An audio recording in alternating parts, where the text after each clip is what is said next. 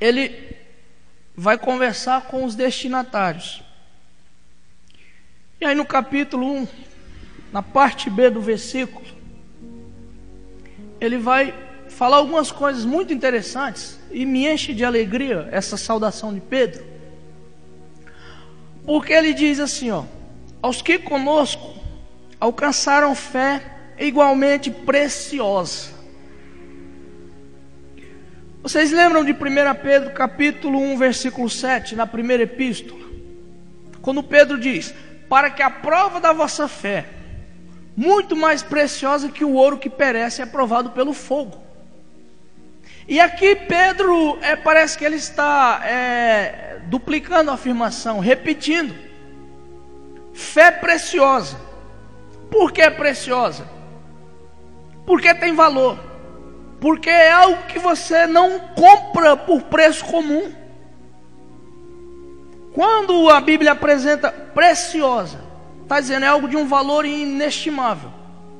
Por exemplo, um braço seu é precioso, mas é mais importante o seu braço ou a sua vida? Então, se o médico disser: eu tenho que amputar o seu braço, senão você morre, todo mundo entra num conceito e diz: o bem maior é a vida. Então Pedro apresenta a fé como um bem de valor inestimável, precioso. Fé preciosa. E aí, quando ele fala em 1 Pedro 1,19, ele diz que Jesus nos resgatou com o seu sangue. Nós somos comprados por alto preço. Ou seja, a fé que nós temos, ela é tão preciosa, ela é tão valiosa, que foi necessário Jesus dar o seu sangue pela nossa fé. Só que também quando ele diz é preciosa, por que é preciosa? Porque é valiosa. E se é valiosa, é preciosa, merece zelo. E por que ele faz questão de dizer preciosa? Porque de alguma forma, algumas coisas podem tentar atacar ou desvalorizar essa fé. Então ela é preciosa. O que nos ensina, o que mexe muito com a nossa visão, porque a tendência natural do homem é valorizar o quê? As coisas temporais. É estimar os bens que não são tão dignos de valor e de estatura quanto os bens espirituais, como a fé. Então o homem natural, ele tem a tendência de valorizar o quê? O que é palpável, o que é humano, o que é de nenhum valor significativo perante os olhos de Deus e o reino de Deus. Mas Pedro diz, é preciosa. E aí eu entendo e digo para vocês, nós devemos zelar pela nossa fé, porque é preciosa. E eu entendo que quando ele dá essa ênfase, é porque de alguma forma essa fé poderia ser atacada, ser abalada. Como ela seria abalada? Pelos falsos ensinos, os quais Pedro tem de combater nessa carta. Então a fé que Jesus nos deu, é por isso que o escritor Judas diz assim: eu pensando no que escrever para vocês, eu vi que era importante escrever para que vocês batalhem pela fé que uma vez foi entregue aos santos. O escritor Judas olhou, o que eu vou escrever? Ele disse: eu vou escrever acerca da fé deles, que é algo importante, é algo valoroso, é algo precioso para eles. E em nossos dias eu digo para vocês que é muito importante que nós batalhemos por essa fé, que nós zelemos pela nossa fé, que não é algo insignificante, mas é algo valioso, algo maravilhoso. A nossa fé, preciosíssima, honrada, muito mais valiosa do que nossos status, muito mais valiosa do que nossos projetos, muito mais valiosa do que nossos valores terrenos. Fé preciosa. E aí me chama também a atenção porque Pedro diz: aos que conosco alcançaram graça, fé igualmente preciosa. Aí diz assim: pela justiça do nosso Deus e Salvador Jesus Cristo. Pela justiça, ou na justiça de Deus e de Cristo. E é interessante o texto aqui, não é que Pedro está chamando Jesus de Deus aqui, mas ele está dizendo que os santos alcançaram essa fé preciosa na justiça, ou pela justiça de Deus e de Cristo. E aí o que eu vejo aqui? Eu vejo em suma, em resumo aqui, a doutrina da graça. Porque quando Pedro diz a justiça de nosso Deus e de Cristo, nada mais ele está resumindo daquilo que a Bíblia diz em toda a sua estrutura: que nós somos justos porque nós fomos justificados por Jesus, pela justiça que há em Cristo. É a mesma justiça da fé que Paulo escreve em Romanos. A justiça de Deus que é imputada ao homem pela fé, pela graça.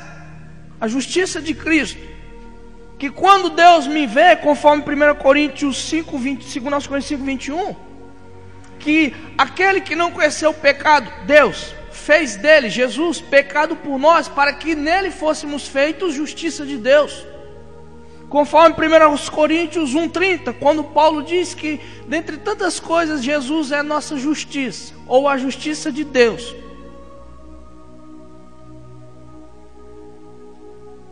Então eu fico maravilhado, porque a fé que é preciosa, que foi dada aos santos, a fé que os santos alcançaram, foi pela justiça de Cristo.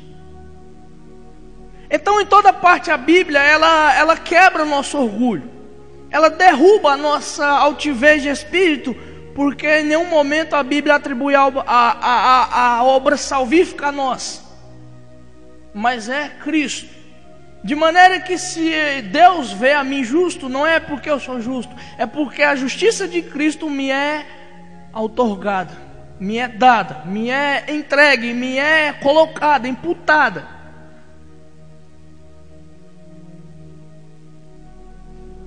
Aleluia. A justiça de Cristo. Deus não me vê mais como um miserável, como um maldito, mas Ele me vê como alguém justificado.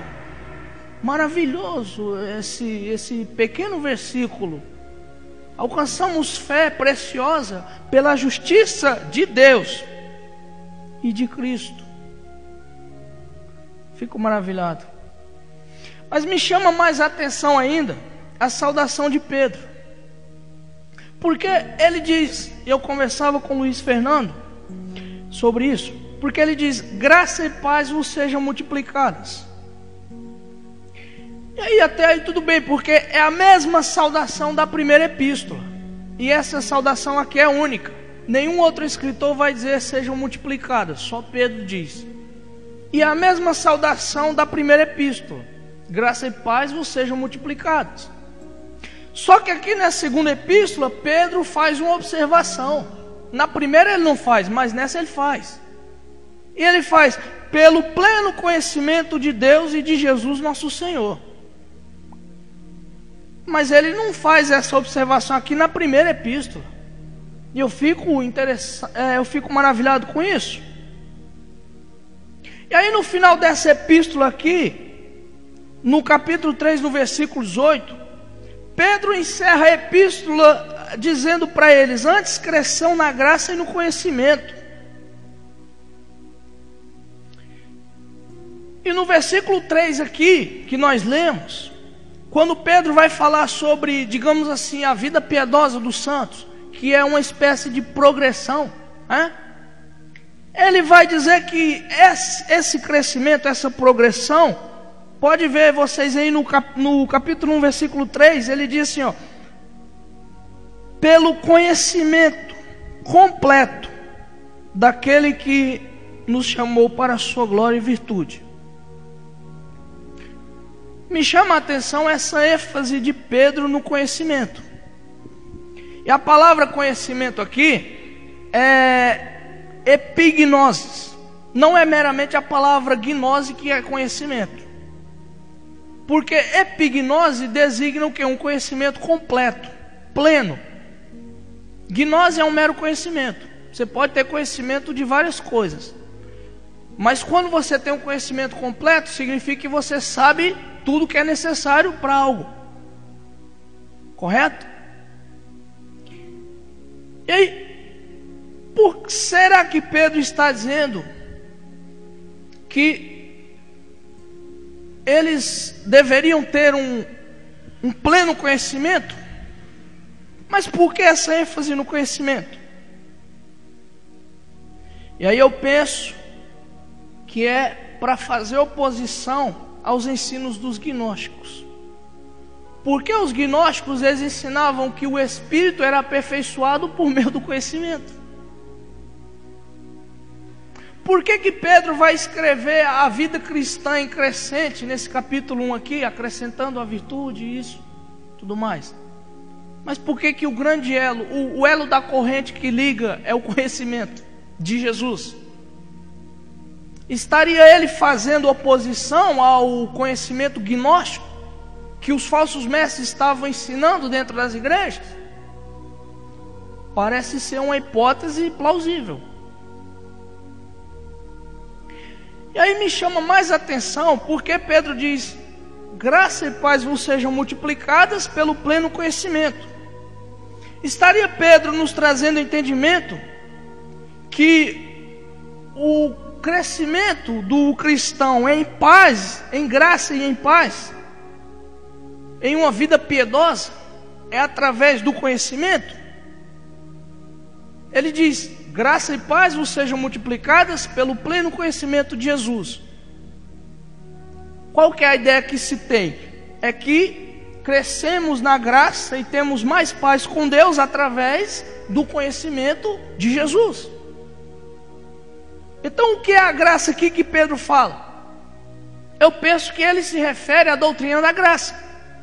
Graça e paz vos sejam multiplicados. Tudo bem, é uma saudação comum, mas essa saudação comum significa assim: a graça de Deus, aquela graça que traz seus ensinos, que traz a salvação, tudo aquilo que você entende sobre graça, seja multiplicado sobre você. É a graça que Paulo fala em Efésios 2:8? É a graça que Paulo fala em 1 Timóteo 1:14? A graça do Senhor superabundou com a fé e amor que é em Cristo Jesus? Penso que sim. E aí é importante ressaltar que os ensinos gnósticos destruíam os fundamentos da graça. Porque os gnósticos ensinavam uma doutrina sem santificação, uma graça que não liberta o pecador, que não salva o pecador, é uma graça que não te transforma. Em outras palavras, era uma desgraça o que eles ensinavam. Mas aí Pedro diz: graça seja multiplicada sobre vocês pelo conhecimento.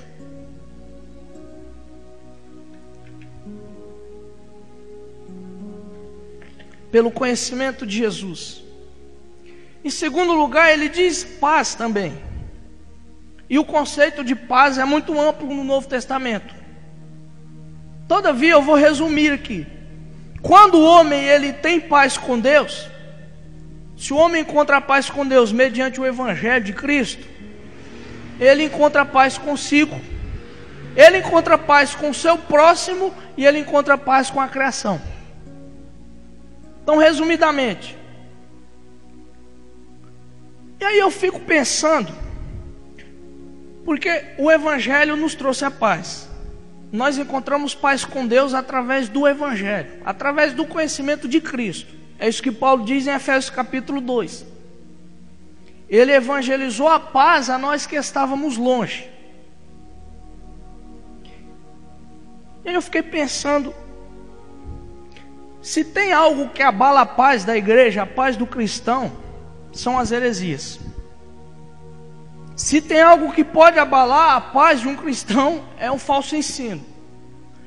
Imaginem vocês, se aparecesse alguém no nosso meio dizendo que não existe ressurreição.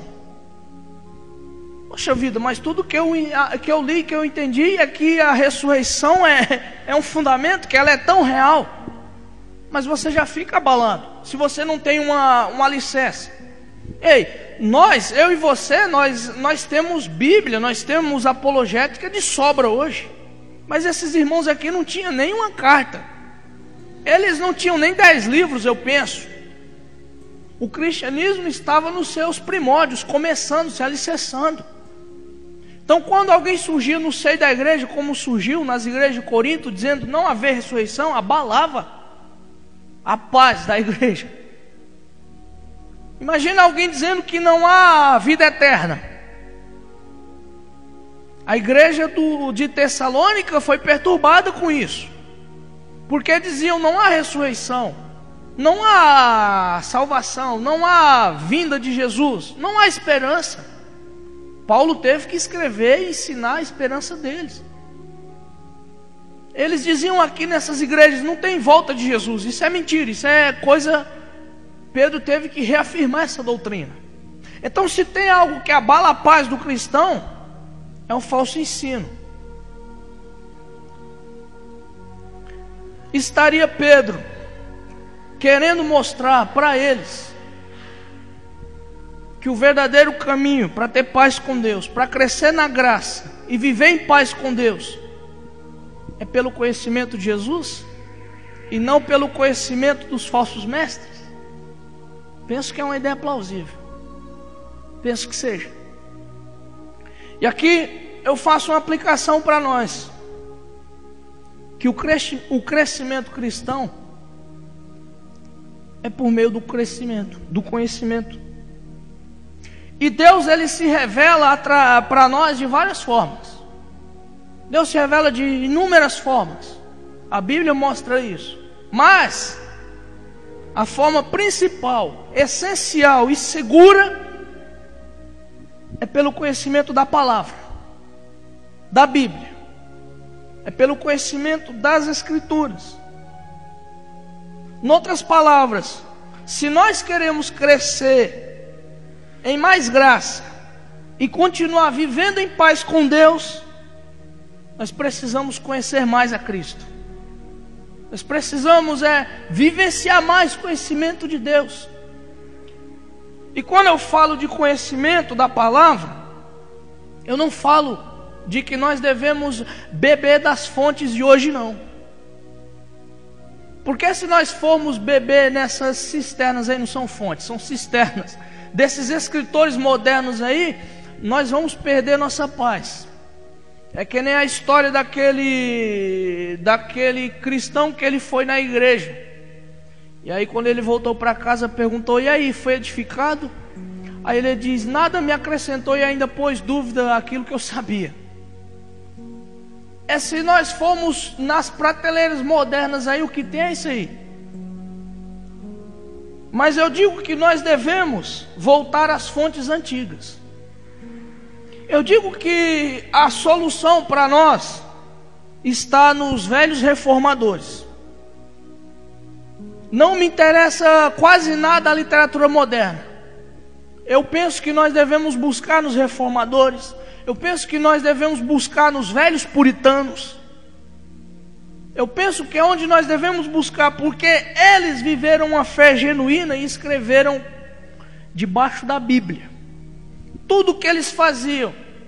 Os puritanos, por exemplo, Charles Spurgeon, comentando sobre John Bunyan, ele diz assim acerca de John Bunyan, o autor do Peregrino: se cortar o seu braço, vai sair versículo bíblico do seu sangue. Então o que nós precisamos para crescer na graça e ter paz com Deus é conhecer a palavra. Nós precisamos. Nunca é demais ler a Bíblia, nunca é demais estudar a Bíblia. Tem até um velho ditado que os antigos sempre ensinaram para nós: se você lê muito a Bíblia, você fica louco. É verdade, fica louco. Louco por Deus, louco por Jesus, louco pelo Evangelho. Então eu digo para vocês, eu falo para mim: não cansem de ler a Bíblia. Tenham prazer na lei do Senhor, conforme o Salmo 1. Tem prazer na lei do Senhor, conforme o Salmo 119. A tua lei, Senhor, ela me complementa, ela é satisfação, ela é sabor ao meu paladar. Conforme os bereanos, de Atos 17:11, os bereanos eram mais nobres que os de Tessalônica, porque tudo que os apóstolos pregavam, eles conferiam nas Escrituras, se era assim. O que falta para essa igreja moderna é um pouco de bereanismo, de puritanismo. Os puritanos, Richard Baxter, ele adoeceu, ele se retirou para uma aldeia, ele começou a escrever. De tão amor que ele tinha pela palavra, ele não conseguia pregar, não conseguia visitar, ele estava doente, pensava que ia morrer, começou a escrever sobre morte. Daí veio o seu famoso livro, O Descanso Eterno dos Santos. Nesse ano ele escreveu mais de 1.500 páginas. Nós precisamos disso, de amor pela palavra, de escrever sobre a Bíblia, meditar na Bíblia, ler a Bíblia, pregar a Bíblia. Nós precisamos deixar esse cristianismo preguiçoso, sem expressão de hoje.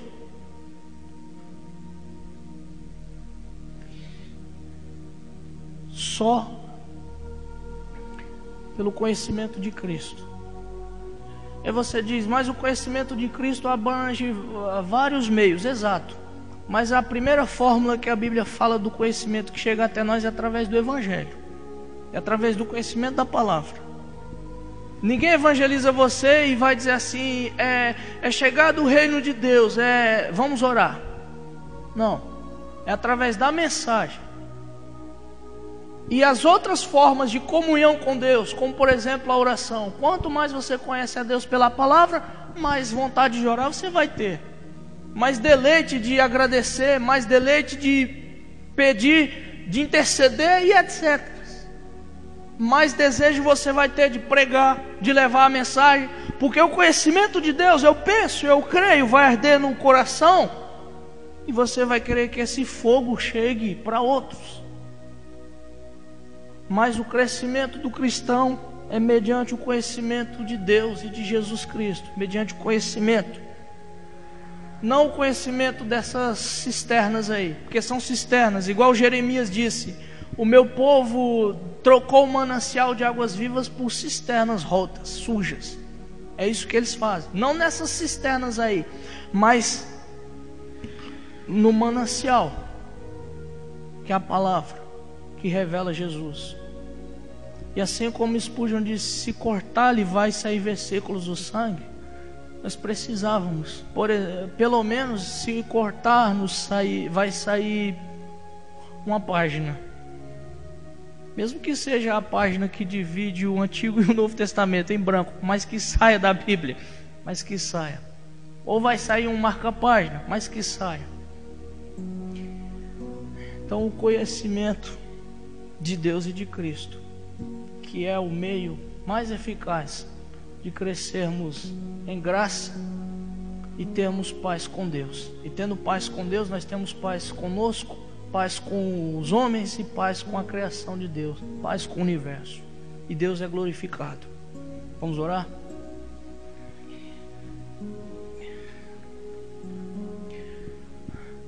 Deus, o Senhor é bom, o Senhor é exaltado, o Senhor é glorificado. Bendizemos a Ti, Pai, porque em tudo o Senhor nos ensina.